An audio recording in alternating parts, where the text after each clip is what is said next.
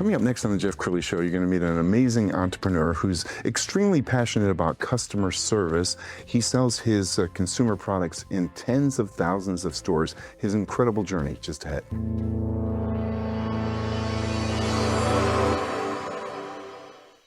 Many are predicting that the worst is yet to come, which is unfortunate, said one person here.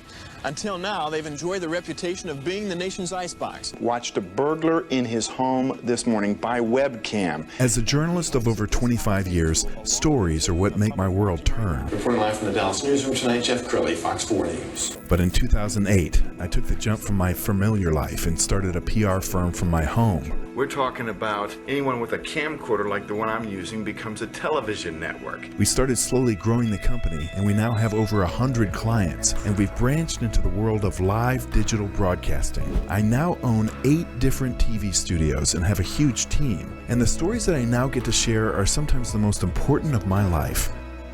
Life has a funny way of coming around full circle. This is the Jeff Crilley Show. Well, I'm a proud member of EO Dallas. That's Entrepreneurs Organization. They're a global organization of amazing entrepreneurs. And the other night, I had a chance to meet my next guest, and I was so impressed with him and his incredible entrepreneurial journey that I had to have him on my show. Ankit Jain is in the studio. He is the founder and CEO of Ankit. Thanks for coming on the show. Thank you. Absolutely. Great to be here. All right. So how do you describe your own company? So we design and source consumer products based on the latest fashion trends that are trending on TikTok, Instagram, and things that are trending in different retail chains. And then we design them, we source them, we get them manufactured, we create the packaging, we get it all compliance ready, and then we do the retail execution of sending it to tens of thousands of stores. Incredible. So our customers are big retail chain stores, people who own thousands of stores. And you started this company 16 years ago, and it's been growing by leaps and bounds. You were telling me a story before the show that I want you to share with the audience. Will you? Absolutely, absolutely. So the story goes back to when we were still young in our business, and this was the first time we had received a big order. It was for 100,000 units of headphones. This was for a customer, Rue 21. They owned about 1,100 stores at the time. And for us receiving a 100,000 unit order at the time, this was everything to me. I was like, I can't believe I am able to, do this, and a customer is trusting me with this. And we took the order, and it was for the holiday sales. If there's one rule of retail, it is that you never, ever miss a holiday delivery, because that is when the retailers make bulk of their revenues and profit. It's a very seasonal industry, right? Everybody's shopping mostly on holiday season. So we had a 75-day lead time. Production was about 30 days. And we put the order in. There's a factory we had worked with before. This was not a new factory in China. And when we put the order in 15 days, we normally check in, see what's going on. And we keep getting these half updates or whatever. Beige flags, but nothing out of the ordinary. 30 days, no product. 45 days, no product.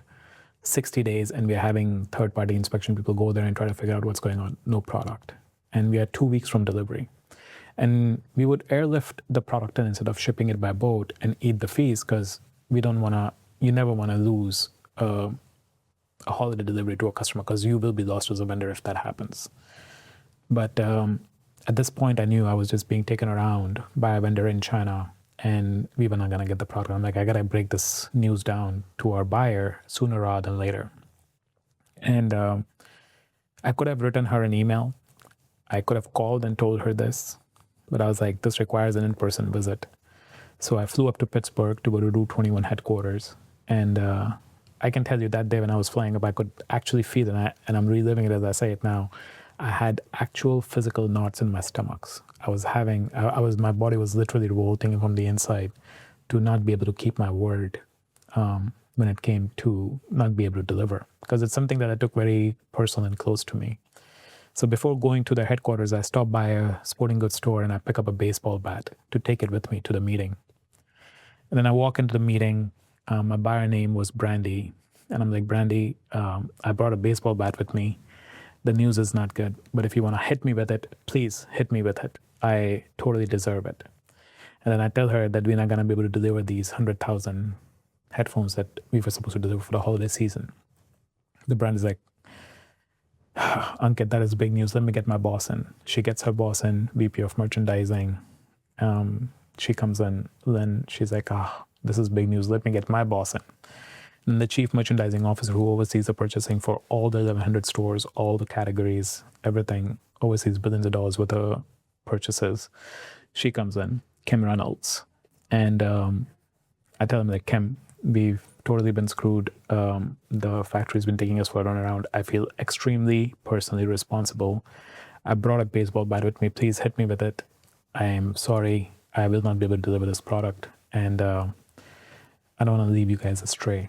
And Kim, in her wise demeanor, she sits down, leans back, and takes a 30-second pause and tells me, you know what, Ankit, I get it. You have a big order from us, but it's $500,000 worth of sales for us. We're going to be doing hundreds of millions of dollars worth of sale in that month. And I appreciate you coming up for this and telling me this news in person. She's like, I have $10 million vendors who owe me $10 million worth of product. They're not picking up my phone. They are way past their deadline.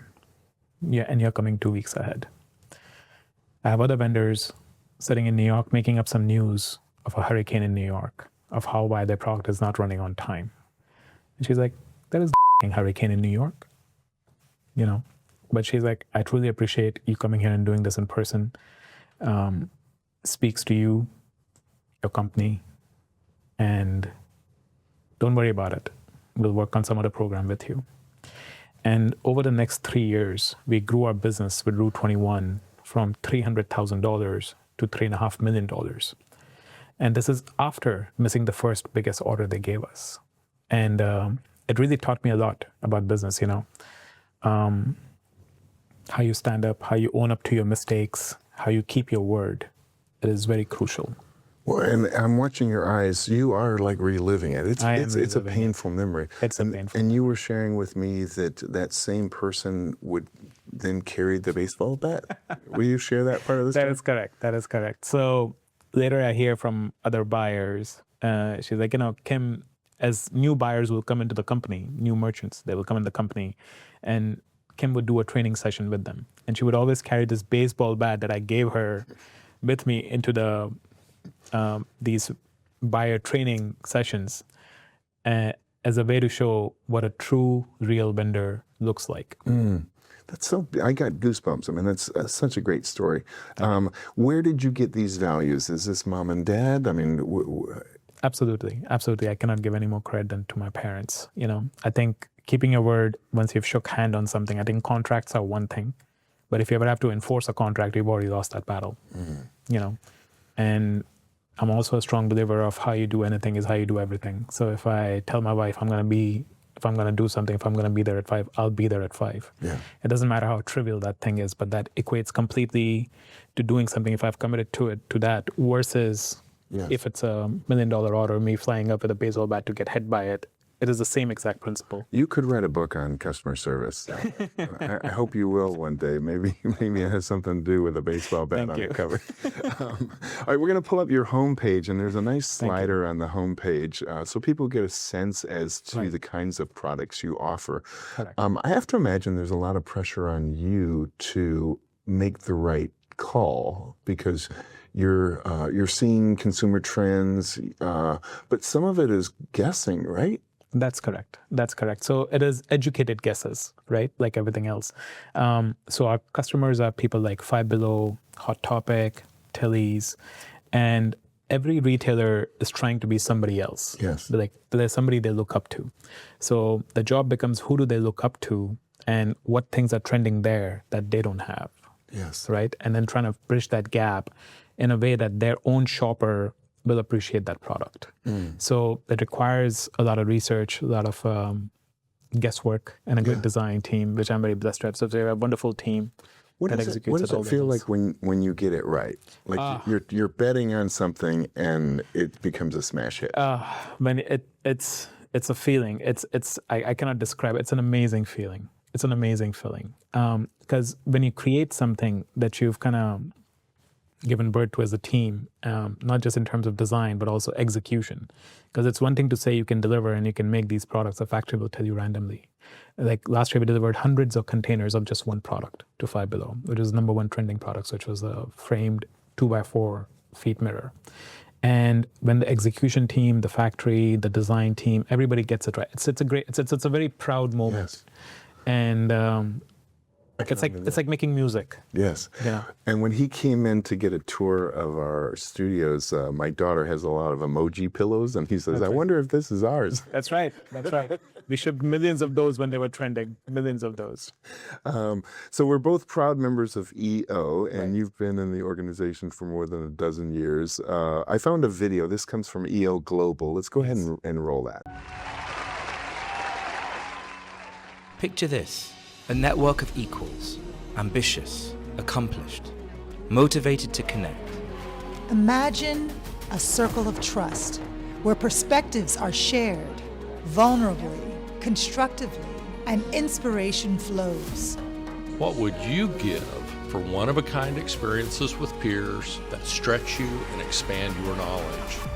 This is EO, Entrepreneurs Organization. A fellowship by entrepreneurs for entrepreneurs. Nearly 4 decades in the making.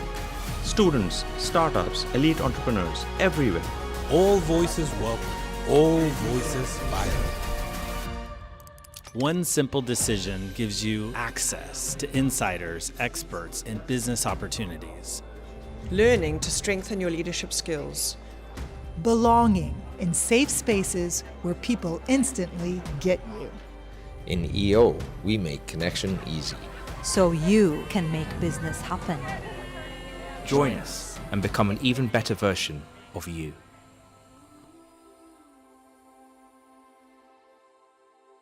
And we've both been members from a dozen or so years. The thing I love about EO is there's no, my company's bigger than your company. It's really everybody is learning from each other. So they have these forums in which you have people from many different industries, and you can learn something from another industry. That's correct. In fact, one at a time, I was at an EO event, and there's an EO University in Geneva. And one of the EO members, he ran $1 billion business. And a qualification to become an EO member is only $1 million worth of business. And I'm like, I asked the gentleman, Jeff, I'm like, hey, also named Jeff, why are you still a member of EO? You're running $1 billion business. And he's like, Ankit, it's about thought leadership. And what that means is when you meet somebody else, it doesn't matter what their stature is or what experience they have, that you always have to be a continual learner, an eternal learner. And if you're curious, you can learn a lot from everybody. And what I found EO to be is a community of givers. So when you meet with somebody, it doesn't matter where they are in their journey, if they're a huge business, a small business just starting out, or they've just been running a family business. They're always happy to help, share their experience without judgment, and listen, So it is tremendous value. So powerful. We have a couple minutes left. I want you to look into the camera on the left and talk to that young entrepreneur and give him or her some advice on, how to deal with the ups and downs of running your own company. Well, one thing I can tell you, the ups and downs of running your own company, they're definitely there. And when my friends ask me, or fellow EO members ask me, like, hey, how's it going? And I'm like, you cannot change the weather, right? You cannot make the oceans be calm if you want. But what you can do is you can navigate your ship effectively regardless of the weather. So one, you have to be resilient, right? And have patience, have faith. Everything will work out. Trust in yourself, trust in your abilities. Know everything that you've done in the past, what has brought you here, and will also get you further. So have faith, be up, spend time with friends, family, talk about it, Don't be by yourself. Join EO if you want to. And it's a great place, because when you're going through a hard time, it is great to talk with other entrepreneurs who are either going through it now or have gone in the past. And they can just share their experience. Like, what, it's okay. Even if you look at your own history, things change, times change. Yes. So just hang in there, and pursue all your dreams. I love you it. can do it. Thank you so much for sharing your journey with us. We're going to end with his website, which is shopankit.com. The great Ankit Jain. Thanks for coming on the show. Thank you. You bet. That's it for now. We'll see you next time.